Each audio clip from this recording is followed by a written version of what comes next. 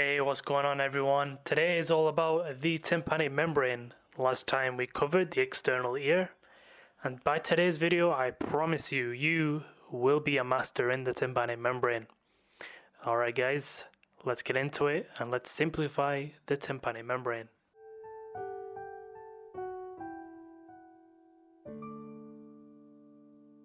Let's just jump in.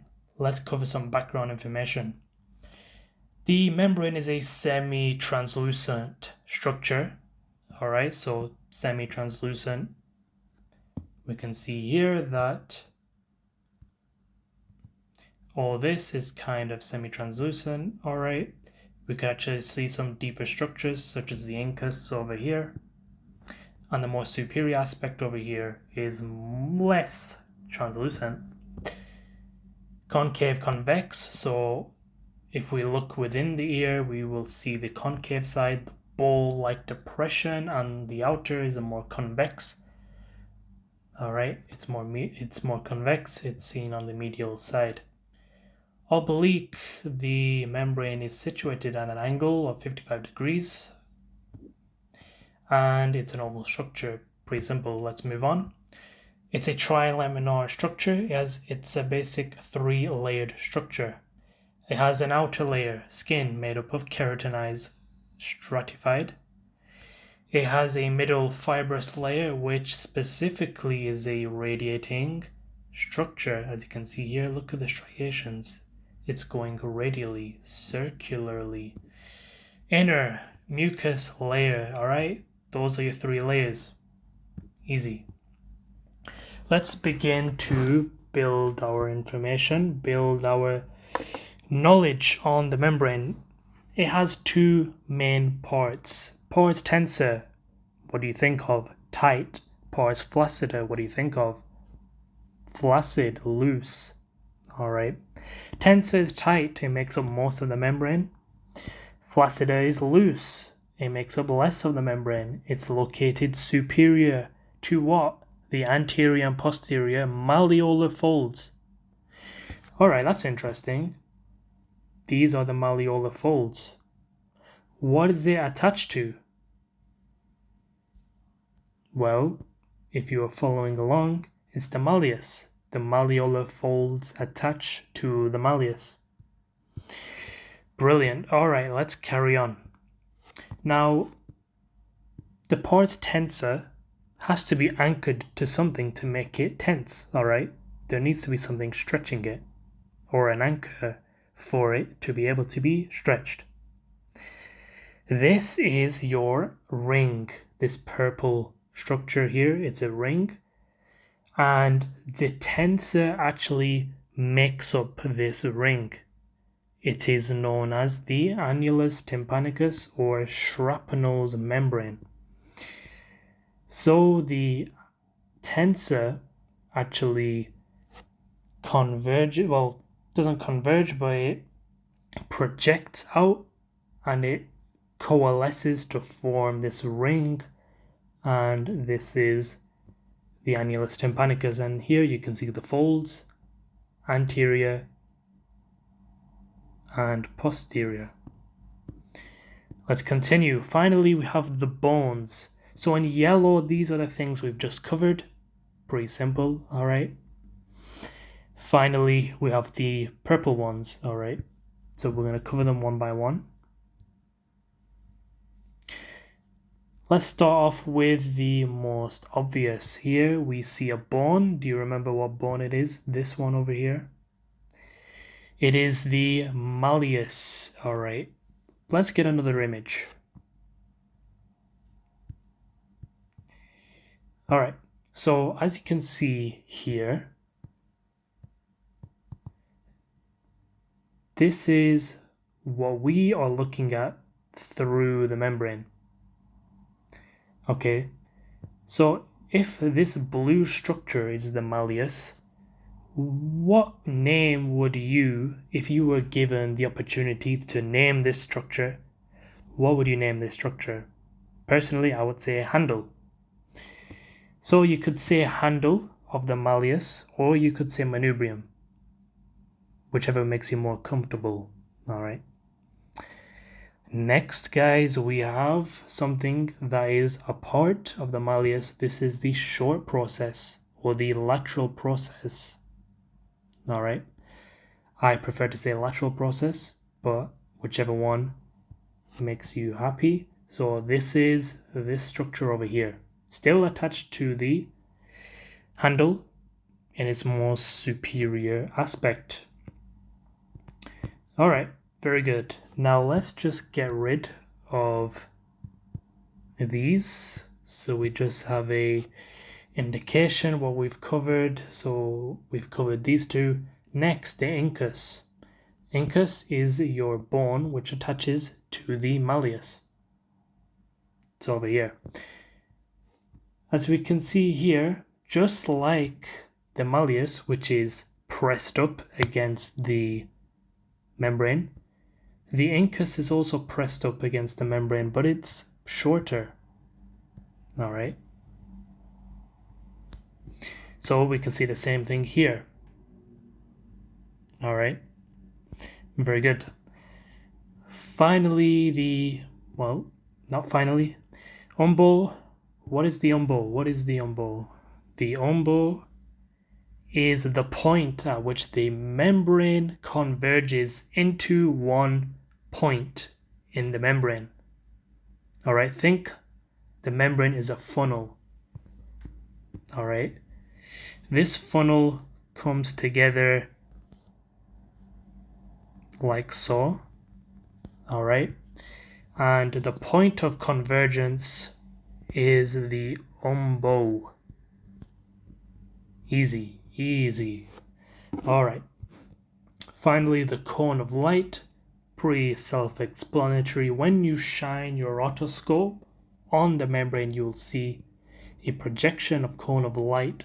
It will project into two places, and depending on which ear you're looking at, you should be able to see. All right, so let's have a look. All right, let's have a look at these indicators. So clinical findings, number one. What should you see normally when you're looking in someone's ear? Number one, the lateral process of the malleus. All right, so just so that you remember, it's this part. You should see the tense and the flaccida, all right, so the major and minor portions. And finally, you should see the cone of light. Now, this is kind of interesting, to be honest. I was quite, surprised. So, in normal images, you'll see this general 5 o'clock projection of the cone of light, which we have just seen, 5 o'clock over here. However, this can move depending on which ear you're looking at. If you're looking at the right ear, you'll see this normally 5 o'clock. If you're looking in the left ear, it should be projected at 7 o'clock. So if you're looking in the left ear, in the blue, or in this yellow right now, this is where your cone of light will be. Cone of light if you are looking in the left ear. Pretty cool, right? Abnormal findings, perforations, of course, if you're, doing a boxing match or firing a gun and not wearing any protection, bulging or retracting membrane, some perhaps congenital problems or some infection that's causing these issues. So yeah. All right, guys, so that was pretty much 90%, 95%, even 100%, I'd say, of your knowledge, the knowledge you need to know on the tympanic membrane. However, I want to leave you with something to be the icing on the cake. All right. So here are tests you can do to be able to identify if you have a hearing problem or not. One, we have the Rhine or Rin test. Second, we have the Weber test. So we have the Rhine test. Now, let's just have a look at what we're dealing with at the moment. So this test basically tests two mechanisms, the conductive mechanism and the sensorineural mechanism. Now let me just get rid of some of this clutter over here. All right, so the conductive mechanism is self-explanatory. It's the mechanism of which the ear conducts the air vibrations through the ear. The sensory neural captures this and interprets this as the sound. This is your inner ear, your cochlea specifically, all right? Now let's focus on the Rhine test. Now, the Rhine test is there to tell you, basically, is your conductive mechanism good or bad? Or is your sensorineural mechanism good or bad? They test this in conjunction with each other, and you'll see what I mean. So, what is seen as a positive Rhine test or a positive normal test, all right? The general rule of thumb is your air conductive system is better than the bone conduction. Now, if you guys don't already know, you can actually hear sound through the bone, through your temporal bone. All right? That's the reason why you can have these earphones which are placed on your temporal bone, or the mastoid process specifically. All right.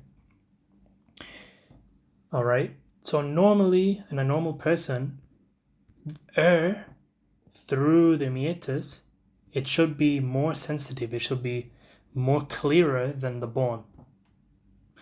All right. What does this mean? All right. So imagine you have your tuning forks. First, you place it on the mastoid. So this is how you actually do it, by the way. First, you place it on the mastoid process here, the butt of the tuning fork. So they should be able to hear a sound. However, when you put it near the ear, it should be louder. It should be louder. All right. This indicates that the ear is either normal or sensorineural loss. What is this? What does sensorineural loss mean? Basically, there is some problem in the cochlea being able to capture the sound.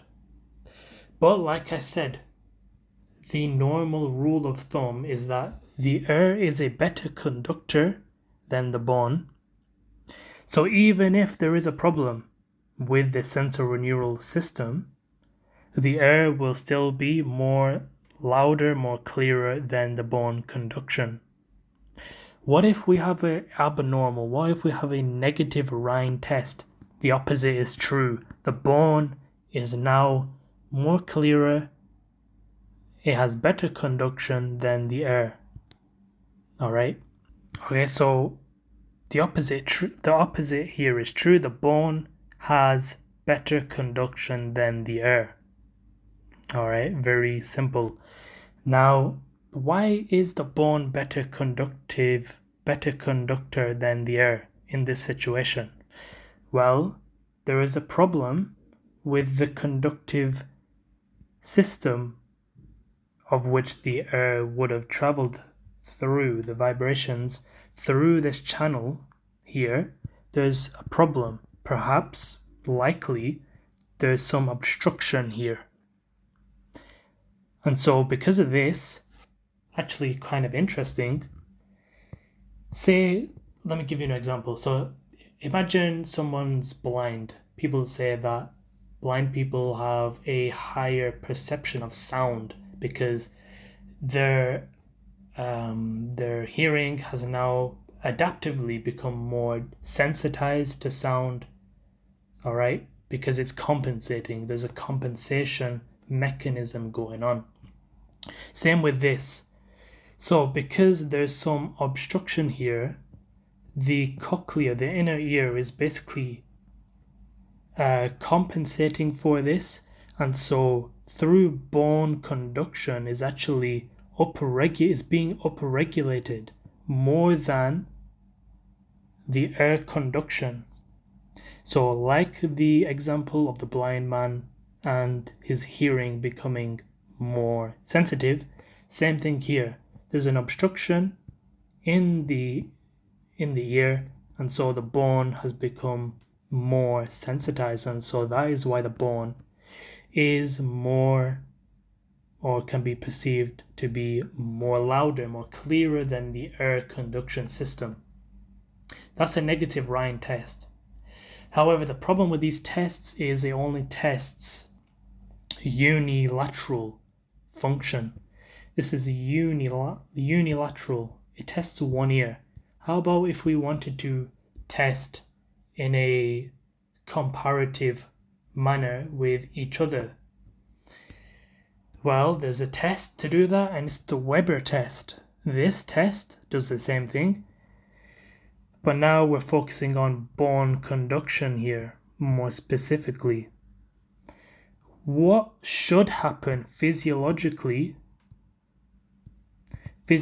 so when we strike the tuning fork and we place it on the top of the head, top of the cranium, the sound is conducted through the bone, as you can see here, through the cranial bones down to the temporal bone, all right, and it travels to the ear.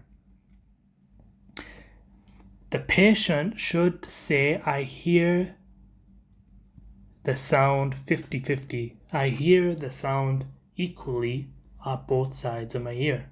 That's a positive Weber test. However, negative, this means, so what could happen is a patient could actually get lateralization. What does that mean? 70%, maybe even 80% could be perceived at one side and 30% on the other side. So basically, there's a disbalance in the perception of the sound. There's a disbalance.